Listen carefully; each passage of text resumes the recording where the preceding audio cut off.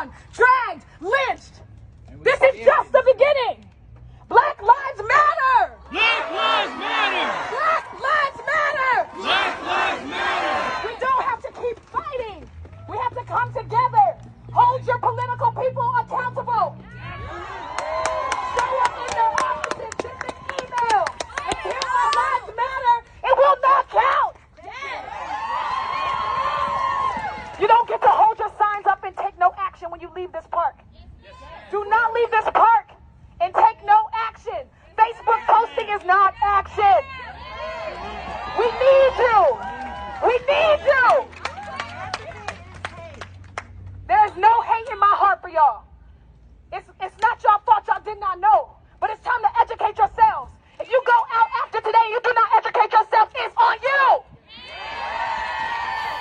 Black lives matter. Black lives matter. Black lives matter. Black lives matter. No justice. No peace. No justice. No peace. No justice. No peace. No justice. No peace. Black lives matter. Black lives matter.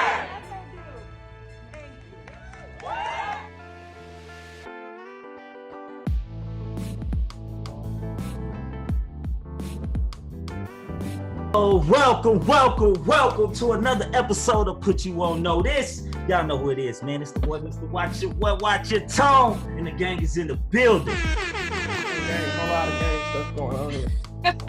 You already know what it is, boy. God. Go ahead, Big Win. Oh, you know who it is, Big Web, aka Mr. Milwaukee, aka your new favorite Nuke, your Kappa favorite Kappa. What's going on, Turkey? Hershey Kiss. What's up? It's your girl Hershey. Okay, man. Y'all, we are joined today by a very bright, intelligent man. She does so much. She's a field director on a Congressional Race in Wisconsin District 1. She's a UIC Law Student. She does consulting, web design for small businesses. She's co-founder of Millennials Connected, and she's also a member of Just Do It Vote Coalition. Oh, wow. Yeah. Hey, go crazy. What up, girl? Hey. That's a lot of titles. Yeah, And girl. too. Come on now, talk to me. What's good, Jade? Hi. You're on segment of Put You On Notice podcast, where we shed light on people who's doing some amazing things within themselves and within their career, who wants to promote themselves. And just like we want to give you recognition for all the amazing things you're doing, girl. So go ahead and go crazy and put us on notice about Jade Lee. I mean, first I want to say it's really not about me. And everything I do is really not about me. I'm literally a vessel. I'm literally just out here doing what God has called me to do. And I try to move and I try to make sure that every intention and everything I set out to do is in his name. And that's literally my biggest mission in life right now. Sometimes it feels bigger than me, but I just trust and I go. And I don't question it, and I just do as I'm called to do, and that's it. Like when people read my bio, I be like, "Man, don't downplay it though, because I'm not even downplaying. I think sometimes I forget like You hold so many titles, huh? my responsibility, like, but I be doing it, and I be wanting people to know they can do it too. Like this ain't nothing nobody else can do. I just be doing it. I mean, this is definitely the time to honor our queens and give our women the recognition that they deserve for all the hard work that they are putting in. And you know, so like that should not go unnoticed. And I think this is why we're definitely having you on, to let people know. I want you to tell people a little bit about Millennials Connected. I want you to tell little people about that video we just watched there. How did that come about? Talk to us about that. That video honestly was, it was actually in Libertyville, Illinois. Okay. I had no intention on speaking that day. I had no intention on leading that day. And somebody just passed me the mic basically as we were marching before we even got to that place that you guys see the video at. And I think that coming from a space where I work in political campaigns, I work with a lot of white people. I work in a lot of spaces that are not for me. There's not a lot of people that look like me around. I think it gets frustrating a lot when people just don't do their research. Like, I don't feel like a lot of stuff is foreign. I don't feel like it's that mystical. Like, Black lives and the things that go on every day for us is not some mystery. Like, you just look under the cover or look a little deeper than, you know, every day for people that don't experience it, you will find what you're looking for. And I think it's frustrating for me to know that people don't do their homework. And I think stop reading headlines and think you know what I'm saying, what the story is actually about. Exactly. And I do not hesitate when I'm in corporate spaces. I do not hesitate, and I do not hold my tongue. And I let people know what's going on and why it's going on and why you should know about it. And I just am not apologetic about that, because I feel like if not me, then who is going to tell you? Because I don't know how many Black people you're going to encounter other than me in your life. And I don't know how many of them are going to tell you the truth. But if you're going to talk to me, you're going to get some truth. Right. Being in Chicago, and you said, you know, being in a corporate space, as a Black woman, how is it, you know, being in that environment? It's a challenge. Honestly, you got to pick your battles, because sometimes I'm expected to speak for people that I can't speak for. Me personally, I didn't come from poverty. I can't speak on that. But people will look at me and expect me to know what every Black person has gone through, and that's just not my story. Right. So I think that sometimes I just pick and choose my battles. I know when to speak up. I don't ever let people walk over me. And even if not in this moment, I get the opportunity to correct you or let you understand, I don't try to embarrass my superiors, ultimately. Like, I understand that a lot of people really just haven't encountered it. They really just don't know. And I try to come from a place of love when I'm trying to educate people, or like make sure that they go educate themselves. So I try in a corporate space to make sure that I conduct myself in a way that, you know, people can understand and relate to, because everybody's somebody's brother, everybody's somebody's mother, sister, daughter, cousin. Like, all of us have the same type of family structures, and I'm no different than you. So don't look at me and think that I don't have that same entity around me.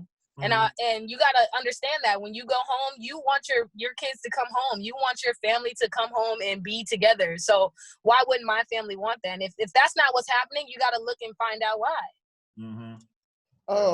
I got a question. You know, like you said, with your career choice and with you wearing so many titles, but also having a strong standpoint on the Black Lives Matter, do you feel like after you give like a powerful speech like what you gave, and you know, surface the internet, do you feel like when you go into your workspace or you go into your work zone, like, do you feel like a different mood, or, you know, do you feel like you need to watch yourself? You know what I'm saying? Because like some people, like I know myself, I always try to state my point of view, but I always try to be politically correct, because I have a title where, you know what I'm saying, I have to intermingle with whites, as well as I influence kids a lot. So I got to kind of like, you know, play that field. So like, I was wondering for you, you know, not only being a Black, but being a Black woman, like, how do you handle that? I think that I stay true no matter who. Like, my audience and my message may change. So like, speaking to an audience that's riled up and has signs and is out there for a purpose, that message is going to look different than if I'm talking to my superior who is a white man that wears a quarter zip every day. Like, but my message doesn't change. It's just delivered differently. So whether he sees that video and he's talking directly to me, he's getting the same information. I'm not being unauthentic. I'm just shifting the energy behind what I'm saying so that who I'm talking to understands. So if anybody sees that video, any of my employers or future employers see that video and are like, oh, we don't want her, then that wasn't for me anyway, because that is exactly how I feel no matter who I'm in front of. But I might say it differently depending on who I'm talking to so that you can understand what I'm saying. Okay, that's real. That's real. Now, girl, I want you to tell me about, you know, Millennials Connected. Put me on. What's good with that? I love Millennials Connected. So Millennials Connected was, I don't know if you guys know Brandon Ewing. He's the Waukegan School Board president. Also one of my best friends from like kindergarten. Like, we go way back. He actually is the co-founder on that project that we started some years ago. And it was literally because our like age bracket, we didn't have nothing to do in the city that was centered around creativity, around business, around entrepreneurship, anything. Like we didn't have anything to go to where we could mingle amongst each other and find people that were, you know, useful in our fields or in our spaces. And I think that as millennials, we're like the biggest generation that doesn't have to just do one thing. Like we all do 10,000 things. Like big facts. Like yes, I'm in politics, but I'm also a dancer. I'm also a fitness professional. I'm also a website designer. Like, so when I'm doing something, I need people that can like come and support what I'm doing. And I think Millennials Connected like was birthed out of that. Us needing people to support us and those people needing our support as well. So we just started creating networking events. The first one was actually 2 years ago. And it was awesome. We had like 50 people show up, which we weren't even expecting. Like we were like, oh, it's going to be like 10, 20 people.